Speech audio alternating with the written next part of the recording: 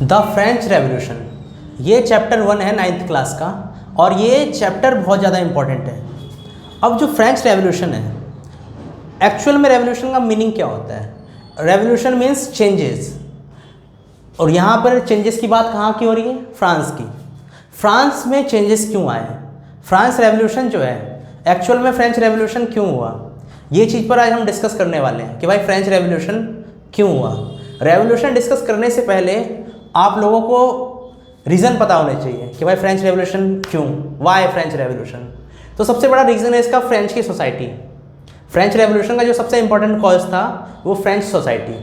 अब जो French society थी उन्हें 3 स्टेट्स में डिवाइड किया हुआ था। 3 स्टेट्स में फ्रेंच सोसाइटी डिवाइड है।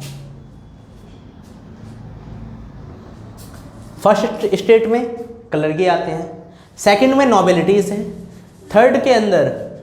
थर्ड स्टेट्स में big businessman, court officials, middleman, ये सारे के सारे थर्ड स्टेट्स में, लेबर, सर्वेंट सब आते हैं थर्ड स्टेट्स में। और फ्रांस में जो सोसाइटीज़ थी उसमें काफ़ी ज़्यादा डिस्क्रिमिनेशंस था। आप लोगों को ये पता होगा कि गवर्नमेंट आज की डेट में, कोई भी गवर्नमेंट हो, वो टैक्स किस पर इम्पोज करती है? जो अमीर हो। लेकिन फ्रांस में उल्टा था। फ्रांस में क्या था? आप गरीब हो तो आपको टैक्स देना पड़ेगा, आपको सारे टैक्स देने पड़ेंगे। टैक्स के साथ साथ आपको दोनों स्टेट्स के लिए फ्री में वर्क भी करना पड़ेगा, दोनों स्टेट्स की नीड्स भी पूरी करनी है।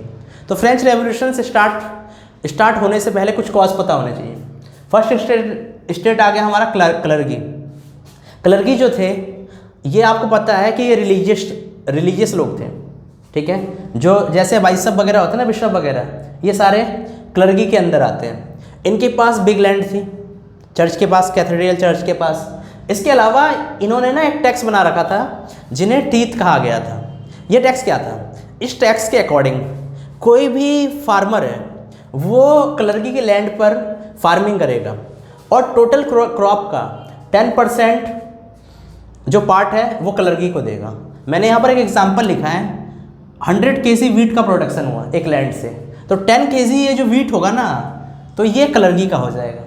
इसके अलावा क्लर्की पे काफ़ी ज़्यादा स्पेशल प्रिविलेज भी थी बाय बर्थ। और clergy and nobility, there is no need to pay tax. इनको कोई टैक्स ही नहीं देना पड़ता था। वाह भाई वाह, अमीर आदमी से टैक्स नहीं देना और गरीब से टैक्स लेना है, गरीब से ही काम करवाना है। ये फ्रांस की पूरी सोसाइटी थी। तो ये हम क्लर्की के बारे में जानते हैं कि भाई बड़े बड़े लैंड्स थे इनके पास, ये फार्मर से टैक्स लेते थे। इसके अलावा फ्यूड है, जो नोबिलिटीज़ है, ये भी प्रेयर वगैरह जो करवाते थे चर्च वगैरह में, तो वो भी इनको पेड करते थे क्लर्की को। और ये जो क्लर्की थे ना, ये हमेशा इसको सपोर्ट करते थे नोबिलिटीज़ को, क्योंकि एक्चुअल में क्लर्की से ज़्यादा पावरफुल नोबिलिटीज़ थे। अब हम नोबिलिटीज़ की बात करते हैं। इनके पास किंग ने ना, देखो सबसे पहले आपको ना एक वर्ड पता होना चाहिए, फ्यूडल। फ्यूडल का मतलब क्या होता है? किंग ने ना इन्हें कई सारी लैंड ग्रांट कर दी। उस लैंड से क्या करेंगे? उस लैंड पे जितने भी लोग होंगे इनके मालिक ये होंगे, नोबिलिटीज़। और ये जो नोबिलिटीज़ होते हैं ना, नोबिलिटीज़, ये नोबिलिटीज़ क्या करते हैं? इनके खुद के कोर्ट्स हैं नोबिलिटीज़ के। इसके अलावा नोबिलिटीज़ का एक काम था कि ये किंग को ना वॉर के टाइम पे ना मिलिट्री प्रोवाइड करवाएंगे। ये नोबिलिटीज़ के वर्क होते थे। इनको भी काफ़ी ज़्यादा स्पेशल प्रिविलेज थी। इनके पास जो बड़े बड़े हॉल वगैरह होते थे उन्हें मैनर कहते थे। ये जो नोबिलिटीज़ थे ये क्या करवाते थे? तो पीसेंट ऐसे रेंडर वर्क करते थे, work on their field construction roadways activities. ये पीसेंट में केवल मेल ही काम नहीं करते थे, चाहे उनके बच्चे हो, चाहे फीमेल्स हो। फीमेल्स वीवर्स का काम करती थी, उनके लिए क्लॉथ्स वगैरह फीमेल्स तैयार करती थी। बच्चे वाइन मेकिंग का काम करते थे। ये सारा का सारा काम जो है थर्ड स्टेट करता है सेकंड स्टेट्स के लिए, ठीक है। अब थर्ड स्टेट्स की बात करते हैं। ये बेचारे गरीब आदमी, पुअर, इनको सारे काम दे दिए। आप एक काम करिए, आपके पास कोई प्रिविलेज नहीं है, आपको टैक्स देना है, आपको फ्यूडल के लिए भी काम करना है, नोबिलिटीज़ को फ्यूडल भी कहा जाता है, लॉर्ड भी कहा जाता है, आपको इनके लिए भी काम करना है, आपको इनके लिए भी काम करना है, और जो कुछ कसर आपकी बाकी रह गई वो आपको राजा के लिए करना है। एक टैली नाम का टैक्स होता था, एक टैली टैक्स था। इसमें क्या था? जो भी टोबैको वगैरह है, बेसिक नीड्स वगैरह है, उसमें एक डायरेक्ट टैक्स था जो इनसे किंग कलेक्ट करता था। एक डायरेक्ट टैक्स है जो किंग के द्वारा लगाया जाता था।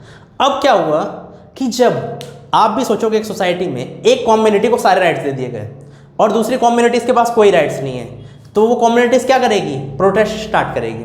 अब यहाँ पर इन दोनों कम्युनिटीज़ को सारे राइट्स हैं, इसके पास कोई राइट्स नहीं है, तो इस कम्युनिटीज़ ने क्या करा? प्रोटेस्ट करना स्टार्ट कर दिया। और प्रोटेस्ट के कारण इस समय ना काफ़ी ज़्यादा जो मिडिल क्लास है उसके अंदर काफ़ी इंपॉर्टेंट थिंकर्स आए, जैसे रूसो, जॉन लॉक। ये दो बहुत ही इंपॉर्टेंट थिंकर्स हैं। इवन जॉन लॉक को तो फादर भी कहा जाता है, फादर भी कहा जाता है इसको लिबरल आइडियोलॉजी का। तो इन लोगों ने ना एक बुक लाया, जॉन लॉक की एक बुक है जिसका नाम है two treaties of civil government. इसमें जॉन लॉक क्या कहते हैं? एक जो गवर्नमेंट होनी चाहिए वो कॉन्सेंट पे होनी चाहिए, मतलब पब्लिक मिलकर एक गवर्नमेंट बनाए। एक कॉन्स्टिट्यूशनल गवर्नमेंट होनी चाहिए जो कॉन्स्टिट्यूशन के अकॉर्डिंग वर्क करे और उसको कॉन्स्टिट्यूशन के थ्रू कंट्रोल करना चाहिए। रूसो के ये 3 वर्ड है, इक्वलिटी, लिबर्टी एंड फ्रेटर्निटी। इसी के द्वारा फ्रेंच का कॉन्स्टिट्यूशन भी बना था, इन 3 वर्ड से।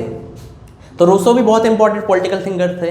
इसके अलावा एक मॉन्टेस्क्यू थे, उन्होंने भी कहा था सेपरेशन ऑफ पावर, जो पावर है सारी किंग में नहीं रखनी चाहिए, आपको जुडिशरी बनानी चाहिए, इसके अलावा आपको एग्जीक्यूटिव बनाने चाहिए और लेजिस्लेचर, इनमें पावर का सेपरेशन कर देना चाहिए। अब रेवोल्यूशन स्टार्ट होता है कब से? ये रेवोल्यूशन जब स्टार्ट होने का प्रोसेस है, लुई 16 के किंग बनते ही रेवोल्यूशंस का प्रोसेस स्टार्ट हो जाता है। आप ये मान सकते हो कि सेटलिंग हो गई। ये जो लुई 16 है इसने बीज बो दिया रेवोल्यूशन का, क्योंकि जब लुई 16 थे ये 1774 में फ्रांस के किंग बने, और जब ये किंग बने थे तो इनका जो राजकोष है, इनकी जो ट्रेजरी थी वो पूरी तरीके से एम्प्टी थी और इनके ऊपर 2 बिलियन लिब्रे का टैक्स भी था, सॉरी डेप्ट था। डेप्ट मतलब इन्होंने क्या करा था, आपको ये पता होना चाहिए, फ्रांस और ब्रिटेन एक टाइम पे ग्रेट एनिमी थे, इनके बीच में 100 ईयर्स तक वॉर भी हुए थे। तो फ्रांस ने हेल्प किया था 13 अमेरिकन कॉलोनी को इंडिपेंडेंस होने के लिए। तो 2 लिब्रे का यहाँ पर इनके ऊपर डेप्ट आ गया। अब जब डेप्ट आएगा किंग को अपनी नीड्स भी पूरी करनी है। 1 मिनट को पानी पीना है। तो ये क्या था कि जब लुई 16 किंग बने तो फ्रांस की इकोनॉमिकल कंडीशन जो थी, उनका जो ट्रेजरी था वो बिल्कुल खाली था, तो उसको फुलफिल करने के लिए इन्होंने टैक्स इम्पोज कर दिए।